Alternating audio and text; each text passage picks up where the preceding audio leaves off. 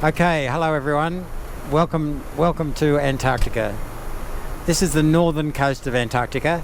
So down to the west, which is the right-hand side of the aircraft, we can see mountains popping up on the horizon all the way. You know, small mountains, and these are the Transantarctic Mountains. They're part of a very wide branch of mountains that are drained by glaciers like the Rennick Glacier that come down to the north. We'll talk more about that as we head further south.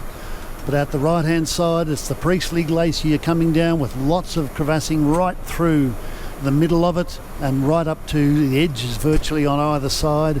There's a wonderful pair of moraine lines which you'll get a view coming through. There's even crevassing between them, and it's going out onto, and it's floating on the ocean as you go a bit further out. And out the front of the glacier there's a tongue of ice that's extended, pushed out into the Ross Sea.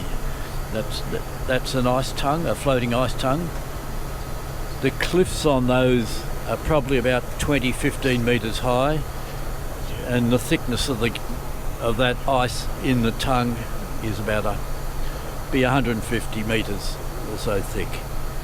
And those floating ice tongues and larger floating ice shelves are what the very large icebergs from Antarctica carve from. So they're the main source of the icebergs that then drift out into the ocean and move with the currents.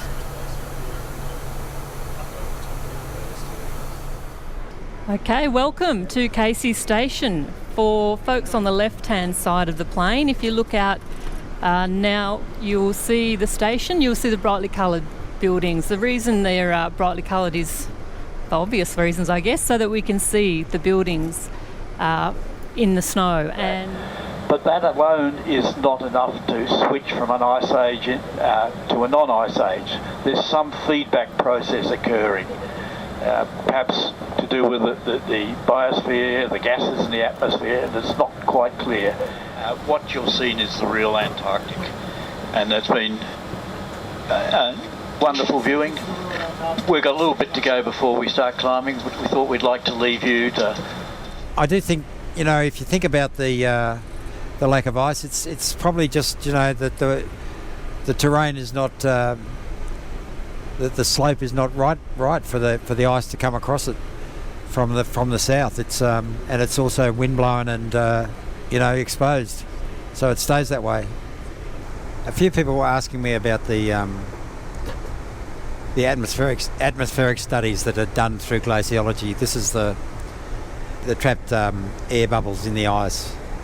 So when the snow falls at height up on the ice sheet, it falls loosely. It's usually very dry talcum powder type snow, and it then gets compressed slowly, and that compression includes air from the day that it's... So Mount Murchison, if you look forward on the right hand side at the moment, it's the double peak, and that's what makes it famous.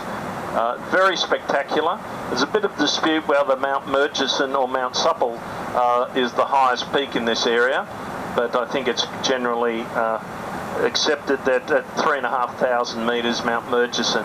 The first person, of course, of note after James Ross in 1841, the first British expedition down here after that was Robert Scott in 1901 into 1904. And he set up camp on Ross Island, not far from where the big American base of McMurdo is. But this is the area, the largest area in Antarctica, which is devoid of snow and ice. And it's considered the driest place on the planet. It has not rained in the dry valleys here for over 3 million years. When we started this way today, I was sure we could get to Cape Adair. I didn't think we'd get as far south as we did and see as much and get all the way to Erebus and Terra. So it was a wonderful job, I think, from the flight crew in picking the flight technique and the flight path to get us to see such a wonderful sights as we had today.